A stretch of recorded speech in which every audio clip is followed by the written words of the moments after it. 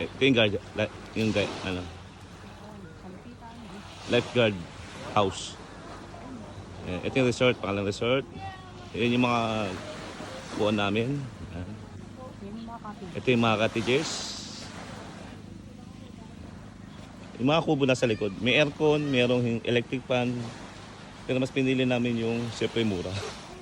Electric fan. Ayan. Yan yung lugar. Very peaceful naman. Tuwing Monday to Friday. Siyempre. Kaya I love weekends. Weekdays pala. Ito may malaki silang ano. Yan. Pang... For mga event, ayan, may malaking kubo. Yan. Birthdays. Sigurado nakakabil lang yan yung mga malalapit dito. Ito mag-ano. Alam ka naman taga Malabong ka, diyan ka pa mag-ano. Pag-birthday. Kaya ang dami nilang puno ng buko. Nyog. Yung buko, siyempre. Yung buko. Ano? Yung buko, yung bunga, yung nyog, yung puno. Oh, sige. Ganun. Ano yung mga nagkandahulog mo? Ayan. Nahuhulog lang yung mga Pag buko. gusto mong chaser, Yan. pag nainom, iyan. Manghingi ka lang. Manghingi ka lang, hiningi lang. Bigyan mo na lang no, ng pamirienda. Siyempre, alam mo, bigyan mo 5 piso. Tibay mo naman nun. Bigyan mo naman kahit mga 50, 100. So yung mga tips sa mga resort. Ito yung kubo. Yan. Malaki. Yan, malaki kubo. Kasi dyan mga 50 person.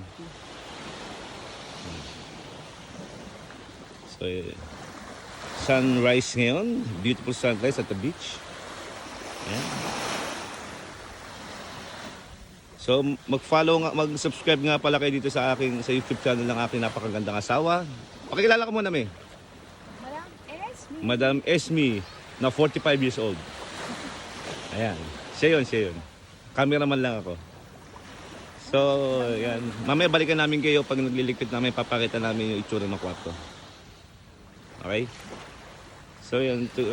Naglilinis sila dahil yung mga niiwan ng mga pasaway na guests, na mga bottles, plastic bottles, na tingin ko makakasira sa kalikasan. So, huwag natin gagawin yun, ha?